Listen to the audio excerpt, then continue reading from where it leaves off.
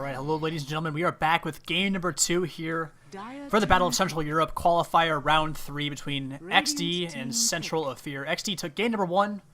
Very back and forth game, very fun to watch, but I mean, they started winning a couple of fights in a row. Slark got mad-jacked, Invoker was looking pretty good himself too.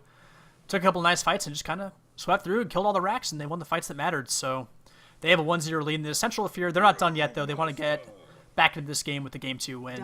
But I'm not alone this time around. I was last game. I cried a lot. I was very sad. But now my best friend is here. It's Roxas. How are you?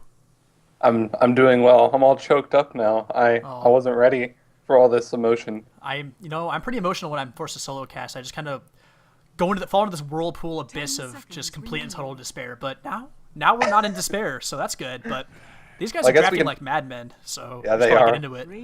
Well, they did.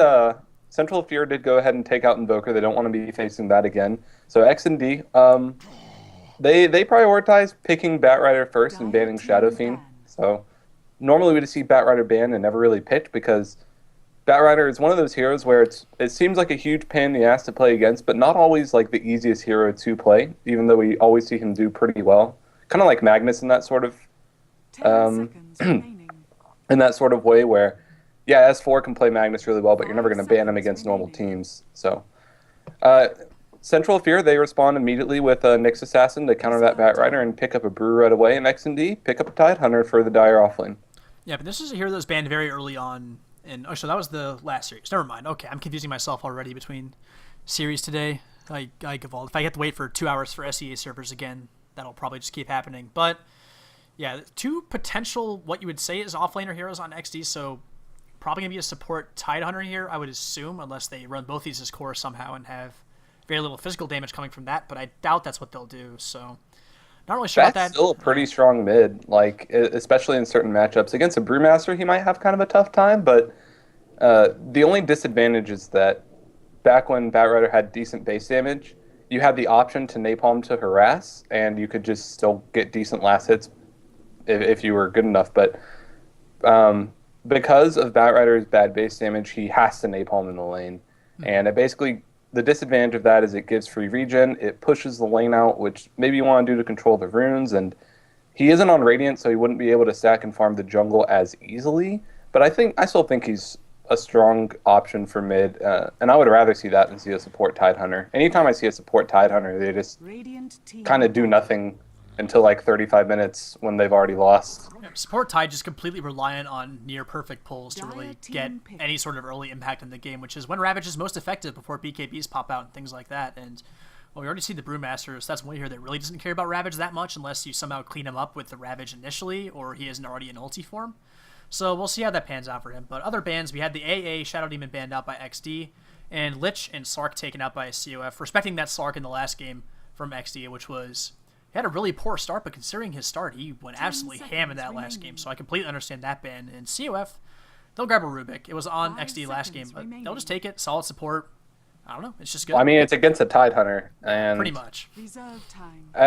I'm kind of curious, because XandD knew that they left Rubik in the pool with these bans, and they knew that Central of Fear had first pick, so they obviously were thinking of some sort of trade-off, unless they just forgot about it. So I'm wondering what... I mean, Enchantress is a good hero, but she's not the sort of hero that is going to be contested hotly over in this third pick. And I'm thinking maybe they didn't anticipate that, or they didn't have a trade-off prepared for giving a Rubik to CoF. Yeah, true. I mean, well, Ancient Apparition and Shadow Demon are 2 of the most valuable supports in this meta, I would say, and Shadow Demon against Batrider is pretty damn good. I think maybe banning Rubik instead of AA would have been something they could go for, but, well, they don't have to do it here, so they're confident they can go ahead and get some Anchor Smashes off instead of letting Rubik steal Ravage. But we'll have to see how that pays off as the draft continues on and the game continues forward as well. And the Enchantress, a little bit of aggression there as well, some pick-off potential with her, and then Batrider once he gets level 6. So some early aggression potentially. I would not be surprised to see XandD pick up Shadow Shaman here, because Enchantress, Shadow Shaman on the Dire side, or Vengeful Spirit, those both work really well together in lane. And they also work really well together in taking an early Roche around like 10 minutes or so. So I'm interested in what they go for. Maybe that's the sort of trade-off they were looking for. Yeah, and Tide also does have Gush to help out with on Roches as well on Dire's side. And also just fighting on the Roche pit with Ravage is really nice for your team. So, yeah, I do agree that Roche is going to be a pretty good focus of XandD here. And, well, Central Fear, they go for the Mirana again. Last game, I mean, she was pretty farmed, but just did not really have the impact. Remaining. She just was not able to kill the cores on XandD in that last game. It was, oh, it seemed like a futile effort. She had items, it looked like, but just the damage wasn't there. Going for the Butterfly instead of the MKB maybe was a mistake, but I don't know. 5 seconds remaining. Butterfly's still damaged, but yeah, of course. Yeah, so there's a Shadow Shaman like I had thought. So XandD, they now have a lot of good team fight. They are going to be able to be really aggressive in the laning phase, and I think that's going to be really important, especially against this Brew. And whenever you have a Nyx Assassin, you already have two really squishy supports. That's the kind of risk they're taking right now, is they're picking Enchantress and Rasa into a Nyx Assassin, who can just burst them down incredibly easily. Nyx doesn't give a shit about Untouchable as well. So I think it's important that they need to take the map control first, instead of letting the Nyx and Brewmaster start getting some picks and then having to start reacting as well. Yeah, I mean, we'll see what their last pick is, but so far, I mean, 2 cores are going to be either a Bat Rider almost definitely, definitely one core, and either a core tied under a Shadow Shaman, which not really adding that much late game carry potential. Just tied under, you want that level 6, and a Blink Dagger. Shadow Shaman, you just want to get level 11 as quickly as possible, and maybe do decent in your lane with his spells. But I mean, it's going to be a very aggressive early lineup, and they need to get early towers and things like that, or else, I mean, their lineup will fall off at the end unless they go for a super late game carry here with their last pick. Which they do have the option for. I think, well, let's see. Oh god, Nature's Prophet. So that's a support Mirana or a support Nyx. I'm hoping it's support I was not Nyx, expecting that. But yeah, it's hard to really say, per se. I don't know. You'd want more reliable supports, I feel, against XandD's lineup, because you really want to not lose the laning stage, because their late game's not great right now, but XandD, if they get off to a good start in the lanes, get really fast level 6s and good items, they're going to just go to town with their team fight and take a lot of towers. So, I don't know. We'll see. If it pays off, then COF's late game's even better, potentially, but I don't know, man. Could be a jungle Prophet just greedy as shit. I mean, I guess they could. They do have a jungle Enchantress. Let's see. Oh, they go Clinks? Okay, cool. So that's really good, because Clinks is a natural Orchid carrier that's going to be really good against Brew. He's a good Rat Hunter, so when Nature's Prophet split pushing, well, Clinks can go and gank him as well. And it's got decent late game. He's pretty squishy is the thing. If he gets hexed, he's really easy to burst down. But he's not going to have to do the initiation when it comes to that one, because then Bat Rider is going to be farmed, Tidehunter is going to be farmed, and they're both pretty survivable. So they're going to be the ones initiating with their Blink Daggers. And yeah, I think that... Oh, I need to turn my open mic. Apologize. But yeah, I think this is going to be an interesting game. I think it's going to definitely swing... Prepare for battle. There's going to be some bell curves as far as strengths of each lineup, and that's always really interesting to see.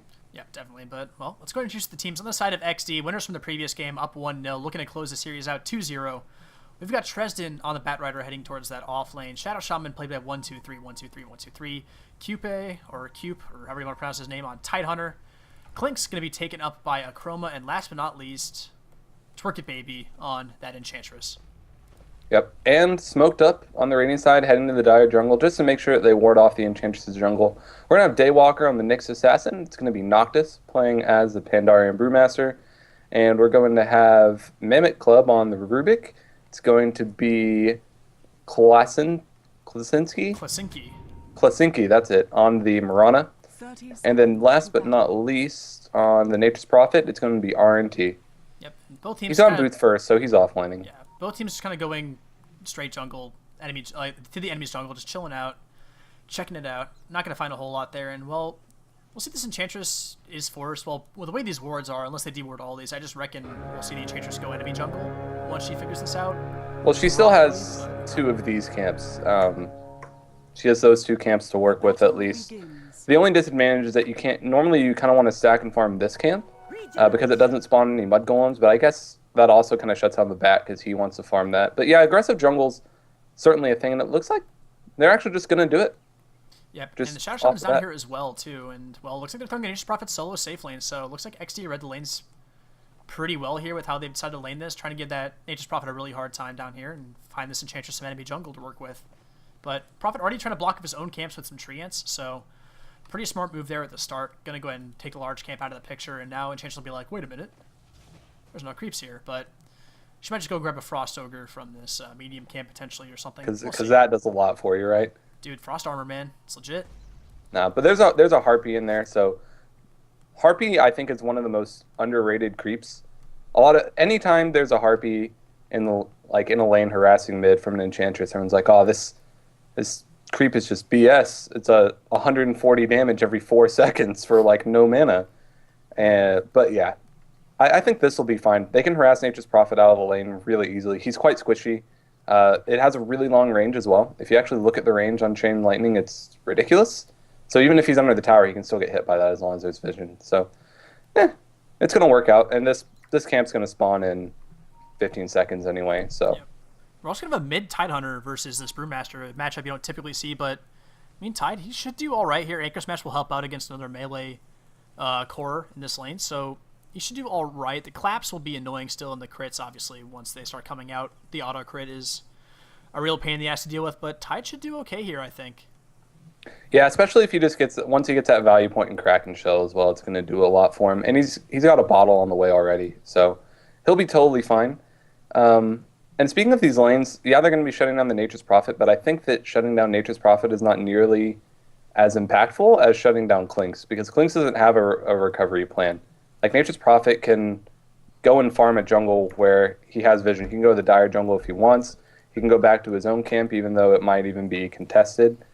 So I'm kind of nervous for XD with this initial setup, just because Klinks is going to have almost no impact on the game for a while if this lane goes according to plan for CoF. And Klinks, he is their physical damage. Like, that's...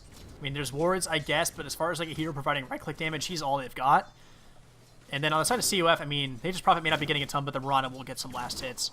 So she'll get her phase boots up, she'll get an Aquila, she'll provide some early damage, and this Klinks on the other hand will just provide next to nothing. But, well, we do expect pretty aggressive pushing from XD here. This bottom lane, they may just try to just take it down immediately, and it looks like that might be what they want to do.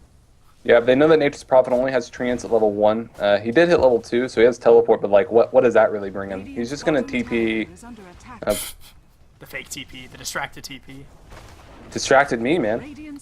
Yeah, this is really, really powerful. And this isn't even with catapults or anything, but Enchant at level 1 with a 30-second cooldown, you can also just take 25% of that creep wave. And yep, Shackle's there, Firefly as well. Yep, RNT's dead. He might get the first blood. No, not quite. Trying with the right clicks, but first blood as well. I mean, yeah. I mean, he can't approach this lane. Nyx now on fire, but Sport's rotating down here. They kind of have to, but I don't... It's just not a fun lane for that Nature's Prophet, and we'll see where he goes after this. That also means that Mirana is now one-on-one against Klinks, which is a great matchup for Klinks. He's going to have the better damage. He has the better harassment. Obviously, when you orb walk with Searing Arrows, you can just make sure that you harass without ever aggroing the creep wave as well, which is really difficult for Mirana. So, I think this is just this early game is being played extremely well from XD, and they're going to retire back to their jungle, but now these wards on pretty much half time already, so...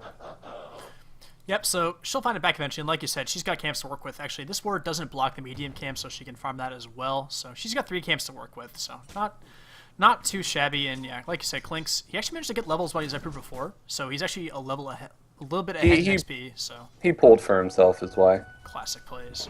Yep. And well, Wildkin for this Enchantress, so that's good. Yeah, I think she's just farming. There's not really much of a plan with it. She knows that her camps are rewarded, so she's just trying to get a couple of levels here. Probably going to be putting another level in Untouchable, and then maybe another level in... We'll see how aggressive she wants to be. If she puts another level in Enchant, then we're going to know that they're trying to be really, really aggressive. But if another level in Untouchable, we know that they're planning to take a really, really early Roche, as in Medallion first on her, sort of early. Yeah, pretty much. And, well, the Brewmaster is doing just fine middle lane. He is the leader in CS in this game. Tyner not too far behind, though, with his DD rune, trying to go to work on this Brewmaster. Not going to find much more than an Anchor Smash, maybe one right click here. Oh, he might go now, but nope, he misses with the mischance. Top lane, there's going to be a Shackle. There's a Tornado as well from the Wildkin, but the Telekinesis as well. Impale was off the mark initially, but canceled and then managed to hit. So it's a 1-for-1 currently Daywalker. He's got the Searing Arrows. Those hurt so much. The Harpy, is he going to be able to get the Chain Lightning? It cancels the salve at the very least. God, that range is so good. Yep, it will force that Nyx back to base. Even with this massive health regen, he feels he needs to go home. So, well, nice little one-for-one trade there, I guess. Tidehunter was forced back as well. Not sure exactly what happened in the mid lane, but the collapse, crits, too much. The collapse are just a better, I don't know, Brewmaster should have rune control this entire game. Maybe they just Bottom fought for the lane. rune, actually. Oh, bottom lane. We'll find the Nature's Prophet. Not a good matchup for him once Battle Rider has a level advantage. Just Firefly level 3 is a lot of damage. Napalm on top of that. Hard to deal with. Yep.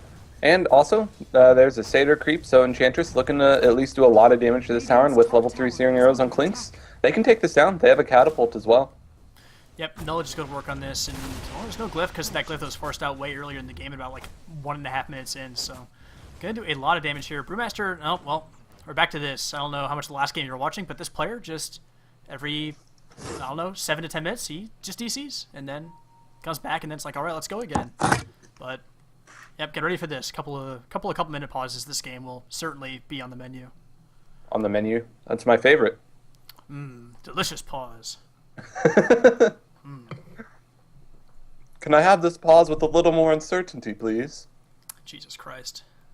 What? Nothing. Just you being you, Travis. Anyway, Nature's Prophet going for phase boots, not too surprising. So he'll have them pretty damn soon. Will help him get a bit of mobility and maybe avoid getting killed constantly, which would be nice for him. Not to mention the damage is really good and helps you be really active in those ganks around the map. However, I just don't think that CoF are in a position to really do that. Like, they're not. Would agree. They're having to react early, and the power of Rasa Enchantress at those super early levels is just XD are taking full advantage of that arsenal and doing really well with it. It's always really refreshing to see really good play from supports like this. Yep, and well, Shadow Shaman gonna try and get a 6 somehow here with the Enchantress taking all the jungler creeps and stuff like that. Well, let's see how much He's they level 3 prioritize at that. 5 minutes after not being in a lane at all. Like, he hasn't sat in a lane or taken any pulls, so I still think that's very good. He's been running a lot of kills. He's been very active. Shadow Shaman's kind of an interesting hero to gank with because Shackle puts you in such a bad position a lot of the time because you have to just kind of sit there and channel it, and you get wrecked a lot because of it, which is pretty unfortunate. But if you're careful, you can definitely still find kills. Even just the Hex Initiation, Ether Shock damage on top of that's pretty damn good as well. So we'll see how many more kills he can find with the roam. Yep, and Enchantress's camps are about to be unblocked. This ward has 40 seconds left on it, so the 7-minute spawn's gonna be there, and that's really when. I apologize, my phone was very loud just then. Oh my goodness gracious! I forgot to put it on silent. But yeah, they're gonna start getting their second wave of aggression as level 6s come up. Roche starts to be a factor, and the lanes kind of are already breaking down for CoF. They've completely rotated all their lanes, and Clinks, he's starting to get that farm after having that bad start. He's already up to 25 CS. Yep, and Tide does have his level 6 now in that mid lane, so he's got his ultimate ready, but Noctis already has his level 7 actually now as well on the Brewmasters, so if they try to take a big fight, I mean, there's some big-time teamfight ultimates. I mean, Brewmaster ulti versus Ravage, we'll see which comes out on top. I mean, Brewmaster it's also going to be Ravage plus Lasso. We have to keep in mind. Batrider is actually very farm Tresden here. He has a bottle and Tranquil Boots at 6 minutes 45 seconds, and he's very close to a Blink Dagger. You don't almost ever see an offlane bat get this much farm. Yeah, he's got, let me double check here. Yeah, he's got 2 kills, so that certainly helps out the cause as well. Fireflying for a little bit of anti-push here. Shadow Shaman and company do take down the top tower, so Shadow Shaman can jacked on gold from that last hit. Feeling pretty good about himself. That's all you need to feel good about yourself, right? Is just money. Tower last hits are pretty good, man. I Dire's don't know. bottom tower is under attack. Yeah. Well, Well, we'll see your timer still go no for glyph. Arcane Boots before Blink, but yeah, you're right. They're just going to keep trying to smack away at this tower. Ether Shock trying to push this wave out a bit. Level 2 doing a decent bit of damage. And, well, Radiant's just not rotating yet. And All these creeps have 3 armor as well from this Wildkin. Well, now they don't. Wrath of Nature wrecked that thing.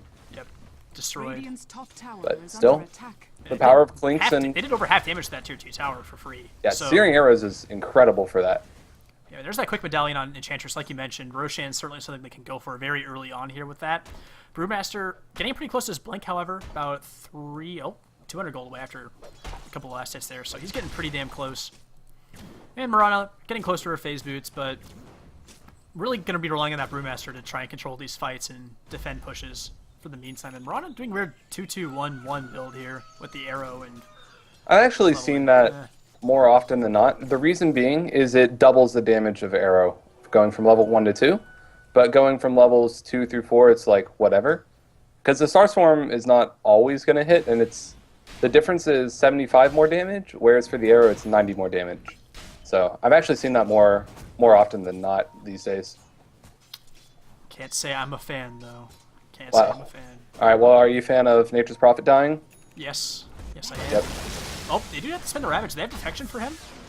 Well. Awkward. Awkward. Well, Anchor Smash tackling the wrong area. I mean, that's under 40 seconds of no Ravage. And, well, that just kind of sucks for them. Like, they want towers, man. Well, they might just push this tier 2 anyway without it. I mean, they didn't need it before when they were just pushing down, but probably They can also come from behind as well. They've got 2 creeps from this Enchantress. By the way, Bat quietly picked up a Blink Dagger. So they're going to be able to take this tower for sure.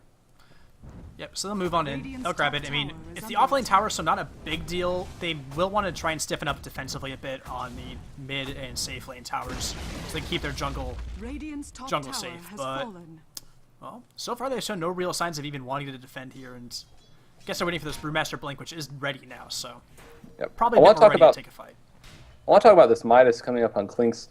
So the difference, Death Pact was changed. I think it was 45-second cooldown on all levels, and now it's like 35 on level 16, I believe. I don't remember the exact numbers, but when I did the math, it was something like your farm rate was 50% quicker. Like over a period of 5 minutes, you got somewhere like 2 to 3 extra creeps, which means that Klinks can really kind of keep up with these flash farming heroes such as Nature's Prophet and Mirana if they both get Molnir's, like that sort of rate, especially with that Midas. And that's kind of been Klinks' problem why he's not really like a popular carry. It's because he just doesn't farm very well. He can gank very well, and he can be very active around the map. By the way, Nick's pwned Enchantress. Oh, Blink Clap. Oh my god. Well, they're using ultimate here as well. Gonna throw out the boulder onto the Shadow Shaman and clean him up. Oh, not sure the ultimate was 100% required there, but I guess just wanted to make sure. And might try and kill the Centaur as well and throw a rock at it. Throw a rock at it. Oh, there's a lasso. Oh, there's a rock at the Bat Rider instead. Good rock target. But, well, Daywalker taking a lot of damage here. Will he go down to the right clicks of Bat Rider? Not quite. He makes 7 his HP. way out. But here comes the rest of the team for the Dire, trying to move in here, and Chance being thrown out to try and slow these heroes down. Tidehunter with a casual gush, kill the Rubik. But he just gets to deny himself to Roche. Oh my god, they thought they had him. They just thought he was dead. Well, that's a bit of a boner kill. Yeah. Long story short, by the way, about the Klinks is that he's going to be able to keep up with this Midas, and I really like it. Okay, the end. Yeah, no, I agree. And, I mean, getting the levels, getting that Death Pact level is really, really nice. So, I do agree. And, I mean, he already has damage from Searing Arrows, so he doesn't necessarily need to get items too tremendously fast to contribute. Just split push and right-clicking some towers, so...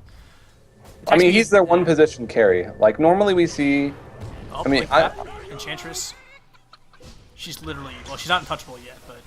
It looked like she was untouchable, but... She wasn't untouchable, man. Just Blink Claps. Just not enough yet. Anyway, continue. Oh, I mean... He's their one-position carry. Normally we see Klinks just kind of sit in the lane, get their Orchid, and then they're constantly roaming, never farming. So Klinks, he still is going to go Orchid here, but I think it's going to be... They're going to be putting a lot more of a priority on just getting him farm and setting up kills instead of saying, hey, you need to go be the active one. Like, they have a very active team. They have 2 Blink initiating cores, and they have Enchantress and Shadow Shaman. So, speaking of Blinks, Tidehunter, he's got his as well as his Arcane Boots. 55 last hits, 12 minutes. Pretty good stuff. He's ready to go, man. He wants to... Yeah, Ravage is back up. I mean, they need to try and take out some of these important tier 1s and tier 2s in the mid and bottom lane before really this... I don't know. They do have actually quite a bit of time with the... He has really good farm, like you said, so it's going to be a long time until... Heroes like BKBs like Mirana. BKB is probably an important one here up against that Ravage, but that's... I don't know, I guess something that heroes don't really get them. Brewmaster will get one eventually at some point, but not really his first priority by any means, because he has his ultimate to rely on, but that's going to be about it. So, we'll see how effective they could be in this next big phase. I mean, this is a huge timing for them. The best thing about that as well is that if they spend 4K on a BKB, well, they're still going to be able to lasso you through the duration, and I wouldn't be surprised to see Tresden prioritize waiting for someone to get a BKB and then maybe lassoing them in a fight, maybe in a high ground defense, and letting... say someone like Tide can be the Blink initiator instead of him, and Bat can be the counter initiator when he sees a BKB go off. So that's just really smart planning coming out from XD as well, just from their draft. And those were the first 2 picks. Yep, and well, both teams kind of just sitting back for the moment right now, not pushing in too aggressively. Smoke gank on the Clinks, and, well, the Impale's going to land. There's going to be the Telekinesis as well, Mana Burn. He doesn't have Skeletal Walk, he already used it. Eats a creep to try to get some more health, but Nature's Prophet TP's in. Well, he's going to turn and fight. Well, oh wow, Rubik gets Death Pact. That's a really nice steal. Yep, the dust almost wore off, and then maybe he might be able to get away there, but not quite going to happen. They're going to ground Impale target potentially. Skeletal Walk's a pretty long cooldown, 20 seconds. So I don't think he had that up anyway. Well, he was already invisible. No, but he had started attacking. He broke the invisibility. Oh, yeah. He turned and fought the Furion. By the way, Brewmaster quietly, he got a casual point booster. He didn't finish up his treads or anything. He's going to be rushing that Aghanim Scepter off of the brown boots, so that's going to be really, really annoying to deal with, actually, because no one's going to have an MKB on the side of XD anytime soon.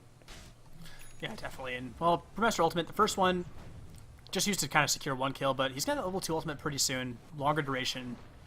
Pretty much just actually lets you have them potentially get off more stuns and more damage during that. And Blink Lasso on Rubik. Gonna try and finish him off. He doesn't have the Death Pact up right now, so he probably will go down here, unfortunately. So, kill for the Tidehunter. He'll take it. Pretty nice. He's sitting at 1-0-0, 63 last hits. This is a pretty farm Tide. We're not really used to seeing Tides come online this early. Yeah, he could get a really... If he wants to go Refresher next, which is what we typically see Tides do, but they're usually less farmed, I'm curious to see what they decide to go for next. I mean, he could be the mech carrier of this team. I'm always a fan of going Shivas before Refresher on Tide because I think just having the mana pool to deal with Refresher means that you can't really spam any other spells, and Shivas is still pretty good, and I think that 1 Ravage in Shivas is usually enough at that stage of the game anyway. Plus, it's still a good benefit to your team as well, so... I mean, that's my personal opinion. Obviously, that's not what we usually see, but he could... Even if he did go for something like a Shivas or a mech first, he'd still have a Refresher at a decent time, probably around like 30, 35 minutes. Yeah, you definitely could. And, I mean, I said before, I mean, there's not going to be too many BKB heroes in this game, so double Ravage at any point will probably be pretty damn good. So, well, what do you think about RNT going for Shadowblade instead of Midas? I talk about how I don't like Shadowblade on this hero. They did this in the last game. Like, you have a Mirai on your team, you have a Nyx on your team. The other team is going to carry detection for you as we miss a kill bottom, but that's okay. That just happens with Lasso sometimes. It wasn't even Lasso, they just killed him anyway. It's fine. But anyway, I mean, why go Shadowblade when the other team is going to be prepared to detect other heroes anyway, as we're going to see Enchantress go down middle as well. Yep, and Nature's Attendance was stolen by Rubik as well. So that's going to help this push a lot. He hasn't popped it yet. They might save it for the tier 2, but there's going to be a glyph there as well. By the way, top lane, XD. Oh. forcing a glyph. Clinks is just split pushing. Yeah, he's out split pushing the rat. And that's the problem as well with having the Nature's Prophet against a hero that can just hunt him and kind of kill him 1v1, someone like Clinks or Weaver, is he can't really exert map control the way that you're used to seeing a Nature's Prophet do. Yeah, I really just don't like Shadowblade. I think in some circumstances it's okay on this Prophet, but I mean, when your team already has the visibility, like they don't need this, and it's just going to be a liability. It could have been something else. Like I think a Force Staff is usually the way people go on Nature's Prophet nowadays because Force and Necrobook is just like fine, I guess. Because the thing is, if someone's coming to kill you and they're serious about it, they're going to bring detection anyway. And Force Staff gives you some damage, it gives you some sustainability with the health regen, and it's a good utility item, and it costs a bit less. The only times we usually see Shadowblade picked up are when the Nature's Prophet's used to initiate, not to escape. So he picks up, a Scythe of Ice or something, he TPs into the trees, Shadowblades, and then, has a life stealer inside him or something, and they sheep and kill someone like that. It's more of an offensive item, and I don't think CoF are really in an offensive position at the moment at all. Yeah, they certainly aren't. And I mean, he did go for the Scythe in the last game after this, I think. I'm trying to remember. I'm not sure he even got there, but that was certainly what he was going for. Didn't really have that much of an impact. I don't know. I'm just not exactly sold, especially as a first time. It's just going to have no impact for a while here, I would imagine. It's just doesn't really help enough, to be honest. I think Necrobook just has way more utility. I don't like Necrobooks as just out of principle, because I just don't like them, but it's the best item on this hero. Like, yep. Snake's going to be dropped mid, Searing Arrows as well. There's no glyph. Snakes were totally not needed. Yeah, really but Tide, he picks up a full-on mech now, and that also buys a blink for the Rasa, so Hashtag worth, I guess. By the way, top lane, they're just going to be trading this tower. Brew has a DD rune. They were looking to gank someone, but... They have a glyph. No, they're just going to let it go. Alright, well... It's just a tier 1. They had Ravage. They could have maybe tried, but I guess the TPs just weren't there. They're alright with it, but... This is really interesting. So, Enchantress picked up the medallion, but matched Nature's attendance, and Enchant put 2 levels in it, which this is like the most aggressive you ever see an Enchantress build is for no points and untouchable. But that means that it's really going to delay their Roche timing. I guess medallion's still good. Oh, there's in that. Early team There's that fights. DC, man, right on time, and right as bad things are happening. Every like this, Radiant's middle tower like he's their team fight, he just DCs, and then well, there you go. So. Like, this happened in the last game. I don't think it was... I want to say that XD was already ahead when it happened, but, like, right when a Roche fight started, they were coming in right as the Roche happened, and then immediately the Troll Warlord pops his BKB and then disconnects, and it's like, well, fight when you're DC'd, and then they just lost that fight. I don't think they would have won it anyway, but they wouldn't have lost it as bad as they did, and that was, like, the beginning of the end for them. These DCs are, like, hurting them. I don't know, man. He's back now, but I mean, they've lost 2 heroes, and now they can't fight. By the way, quietly, Bat has gotten ridiculously farmed. He almost has as much net worth as the Clinks. He's got Boots of Travel. It's a full-on buy. He has Blink Force Staff, Bottled Tranquils. Before 20 minutes, he's going to be really, really, really scary. I'll have that BKB online ridiculously soon. I mean, the top 3 cores are all higher net worth than the 3 cores of the Radiant side. I mean, and a lot of that's from the towers. Well, even then, the towers are pretty close. I mean, it's actually more from just farming and kills, I guess, because 1 tower lead isn't really that much to write home about. Just look at the graphs really quickly, I guess. Yeah, I mean, they've just been inching forward in XP and gold lead this entire game. It's all efficiency, because they also have the Enchantress farming the jungle, which means that they're just getting more out of the map, because that's on a support instead of a core hero, so... Yep, and, well, we get the go sign, but, well, let's see if they decide to back off. Ravage was blown for those 2 kills. They do only grab the supports, so Brewmaster ulti is still here. They may not want to fight into it. Moonlight Shadow is used. They'll just back off with their 2 kills, I think, and be pretty content with that. But we'll see. Radiant actually trying to give chase here maybe a little bit, but needs to be careful. Here comes Nature's Prophet. Arrow's going to land on Twerky Baby, and he just goes out immediately without that untouchable. Trying to TP out his Tide Hunter. Where's the rock? Okay. Well, that's wasted Brewmaster ultimate, unfortunately. Didn't throw that rock out and probably had time to do it. Not really sure where it was. I think he, micro is hard. Is that going to be another scouting arrow? Rasa? Oh, Blink Orchid. Hex. Oh my god, the Orchid comes out.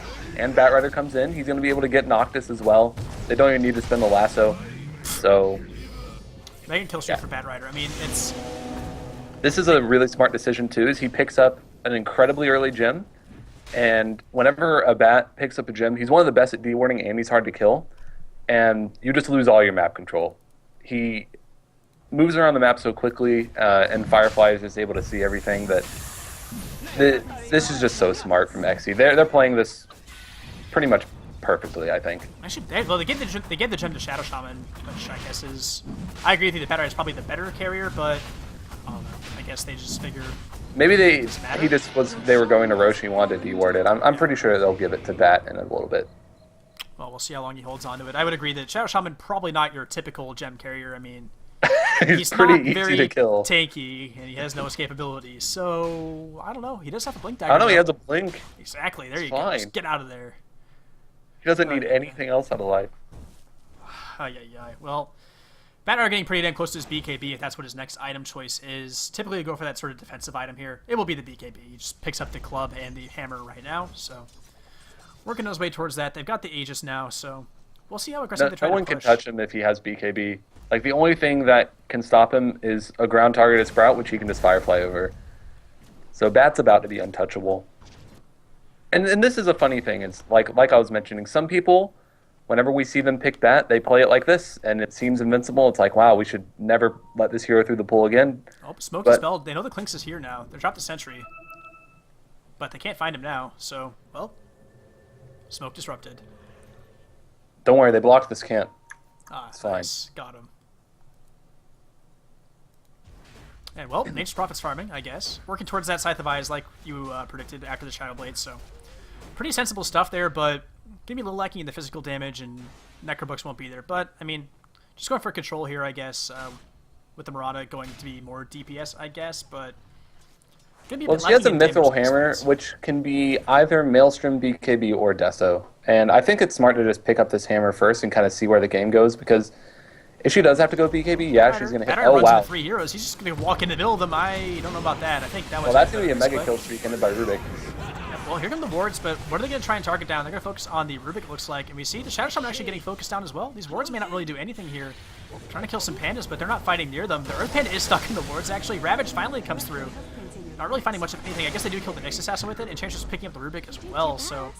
It's a couple heroes, and, well, Brewmaster, he blinks out. That ward trap in the Earth Panda was pretty silly. 2 for 2 trade at the end of the day. Everybody kind of uses all their ultimates. Brewmaster does escape and buy an Ags, though, so... Pretty alright with that. But killing the Bat Rider, definitely a win for CoF, so I would say they come out ahead in that fight. And I think Enchantress did a lot of work there. She got the Nature's Attendance off, which is max level, which is a lot of healing, and threw off some really important imps there. Ended up getting actually both of those kills. And then, not to mention, with no points in Untouchable, she manages to walk up and recover the gem and be out. Or 1-2-3, 1-2-3, going for the Shackle on RNT. He will try and Shadow Blade away here. Flame Break? Not going to fly out. Can't find him. There was a casual Flame Break, but I mean, Nature's Prophet just TP'd a little closer than he thought, so not a big deal there. And well, Clinks, he's continuing to farm up, man. He's working on that BKB, so once he gets that, he's not the hero you typically want to get in fights. Oh, Master and Murata, I guess they found an arrow on Tidehunter. He goes down, but Clinks, you can fight with him if you get a BKB. You don't really want to. You prefer to split push, but when he's your only real physical damage dealer, sometimes he does have to show up, and the BKB actually lets him do that a little bit. They have nothing that goes through BKB, is the thing. Like, the only thing that they have, the control they have for anyone that has a BKB is a ground-targeted Sprout.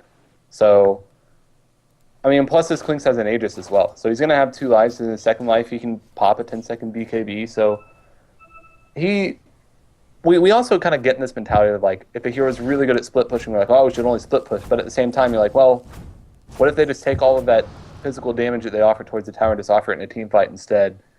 Such as Clinks or Shadow Shaman, and it's still pretty effective. People just kind of forget, because they're so good at one thing, they forget that they're good at another thing. There will come a time that he has to show up to fights when the magical burst just isn't quite enough, so thinking ahead, gonna go and pick that BKB up, so perfectly fine. There's a smoke towards the jungle. There's no Ravage, there's gonna be a lasso on someone. Clinks' Aegis blown right off the bat. Noctis will go down. Did he have his ultimate off? He couldn't get it off. He goes down before it could even happen. He will not be able to buy back here, so, well, they're on the run now. Bat Rider trying to catch up with this Rubik.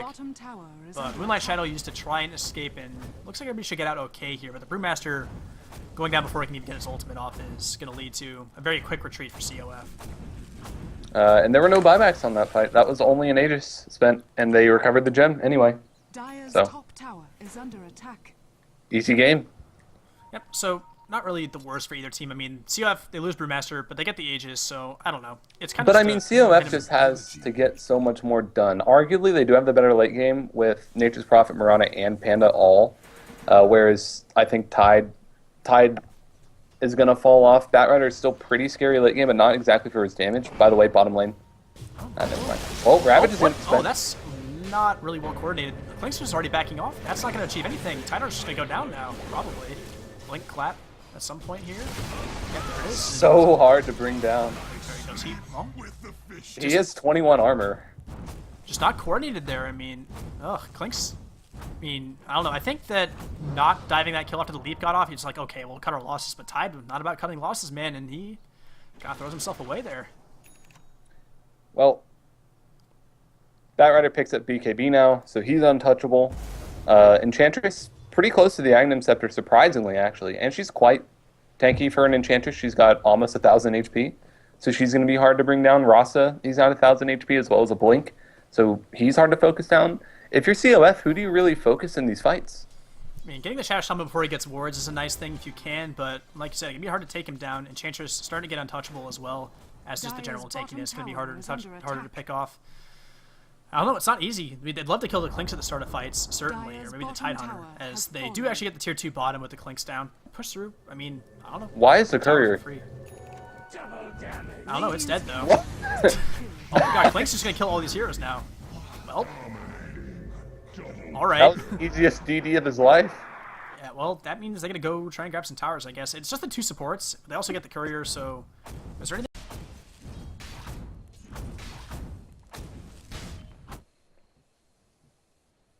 With the amount of control they have so much control. And yeah, you're saying their only physical damage is Clinks, but Enchanters with Ags dishes out a lot of physical DPS later in the game as well. Especially because BKBs aren't going to last for a whole team fight. And Refresher Lasso or Refresher Rabbids, it's just so much control that I think that it's ultimately going to be enough. And plus, this is also a team that really punishes towers. So whenever one fight goes poorly, it's like playing against the Luna. Like your towers just all die immediately. Or you can do something cutesy where you drop the wards and then a fight happens. Well, then the Serpent Wards just take out the tower anyway, even if you run away. So I still kind of favor XD here, at least until maybe like 45, 50 minutes, where Mirana gets a lot of damage, Nature's Prophet starts building damage, and Panda starts getting very tanky with like an AC, maybe going for a refresher of his own.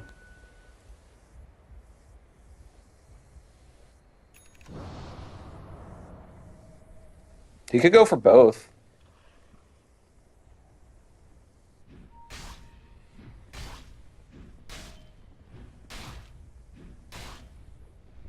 Shivas does so much for your mana pool as Tide, though. That's the biggest thing about it. Plus, it's a big team fight item.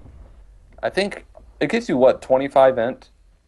And it gives you 30. Yeah, 30 intelligence, which is an absolutely absurd amount of mana. That's, I'll do the math here. It's 390 mana. So look at his current mana pool, almost 850. You're almost giving him a third of a mana pool just by one item, which he's going to be able to use twice in a fight as well.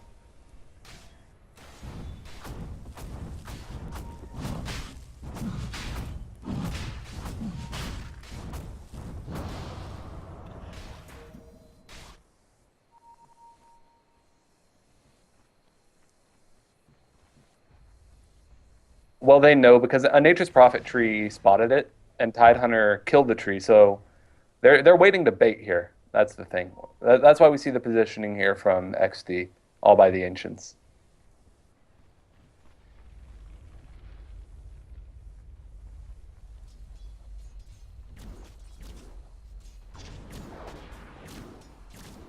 They have 2 gems, I think. No, hold on. There are 3 gems in play right now. So Bat has a gem. Clinks did have a gem that was owned by Nyx. Now it's on. No, that's Ross. That's Nyx's gem.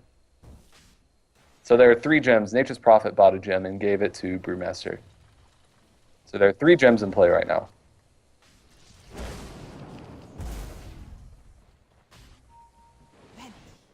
No one's on the map. Like, not even Nature's Prophet is on the map. So everyone's just playing very carefully.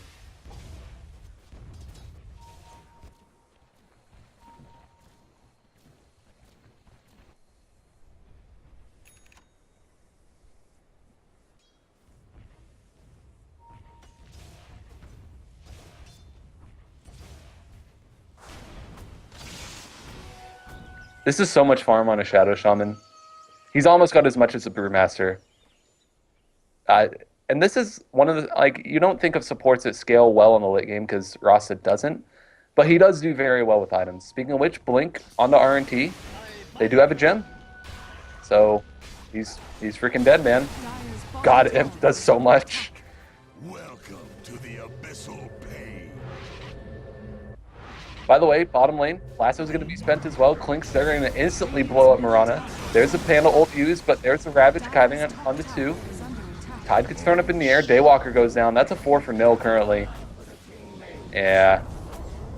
Radiant's middle tower has fallen.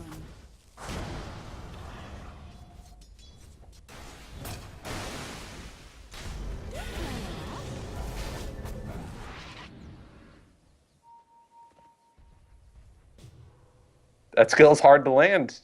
It's got a really short range.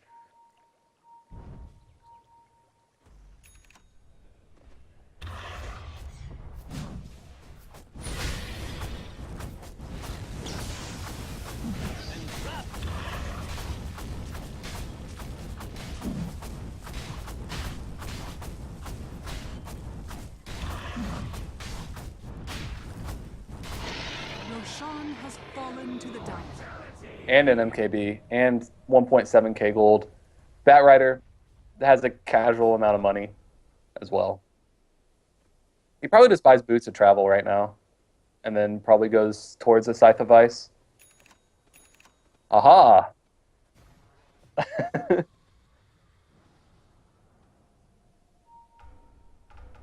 What you're actually missing the point is, Kyle, is I can see the future. You're watching this game on a 2-minute delay.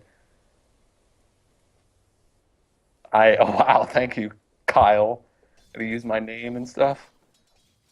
It's okay, I'm not scared of people knowing my name or my address, my credit card number. They've just played this, like, it's not even that CoF have played badly. I just think XD have played really, really well to the strengths of their lineup. Like, everything that all of their heroes are good at, they've made sure to exploit to the fullest. And it's like they have just a complete understanding of when their heroes are strong, what they can do, and the limitations of it. We haven't seen maybe that, like, that's normally a phrase that's kind of thrown out when people do things like tower dives, or, you know, they live in a team fight with, like, no HP. But it's not even that. It's just like the general game plan and decision making really exemplifies that to me.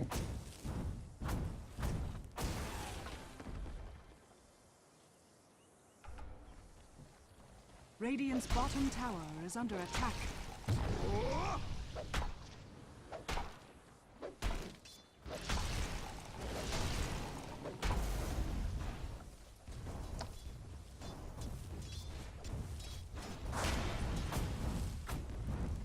Radiant's bottom tower.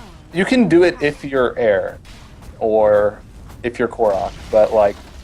Radiant's bottom tower has fallen. Dire's middle tower is under attack.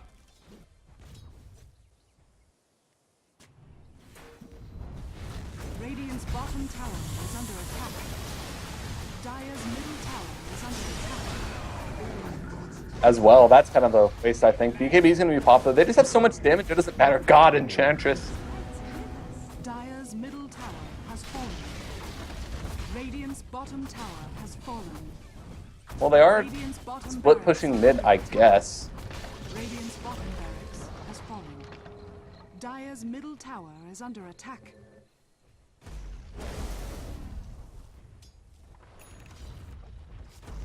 Oh my god.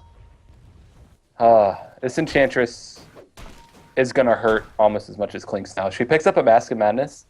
Only really something you can do while you're ahead, but you'll see the damage. It's disgusting, especially on someone that's running away. Plus, you can keep up with them with the movement speed. Obviously, the danger is, like, Enchantress is already really squishy, and amplifying the amount of damage she takes with the MOM is kind of risky in its own right, but in the right circumstances, you're now a carry, pretty much, with Bags and Mask of Madness.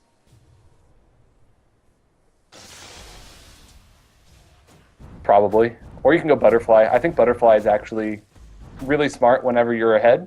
Just because no one's going to get an MKB, and on an agility here, it still gives you a lot of DPS. Maybe not by the numbers as much as the Daedalus, but the ability to survive in the fights longer means that you're going to be doing a lot more damage over time. Plus the armor is nice, so... yeah.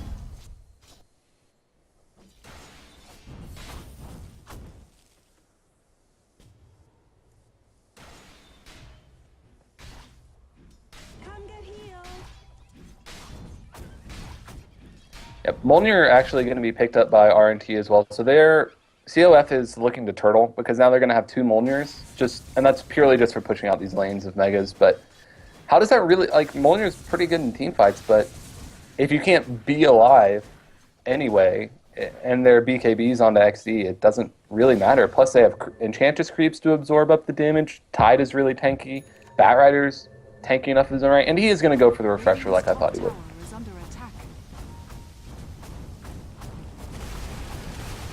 Don't even need him.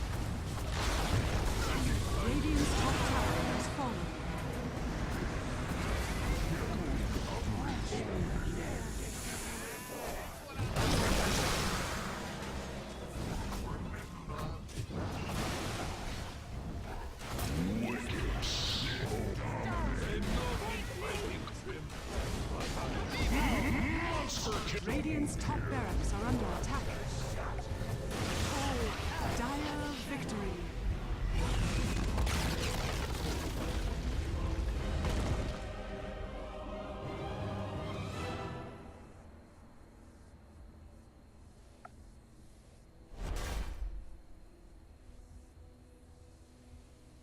Yeah, they just absolutely dominated the entire game. Not even like maybe some fights went bad here or there, but just CoF was always on the back, but they always had to react, and it was important that XD got a really fast lead right away, and they did. They carried it well. Clinks farmed incredibly well as well. Only one death on both Bat and Clinks, so props to them. I think that was really, really inspiring play. Yeah, definitely. And, well, that's going to be it for us today here for BOCE. I'll be back tomorrow with 2 games from the main tournament, 2 best-of-3s at 1800 and 2100 CEST, I do believe. So be sure to follow us on Heflatv 1 if you want to watch that. We'll also be having Leaders League tournament starting tomorrow as well, I think, up on Heflatv 2. So follow both of those channels. Also follow us on Twitter and Facebook at Heflatv, Heflamoke on YouTube. You can follow me at Don Horatio on Twitter. Call me Roxas is my good buddy Roxas, obviously. So follow him as well. And that's going to be it for us here, guys. Any last words before we close it off? Nope, that's going to be it for me. Thanks for watching, and hope to see you again next time. Until then, have a good one.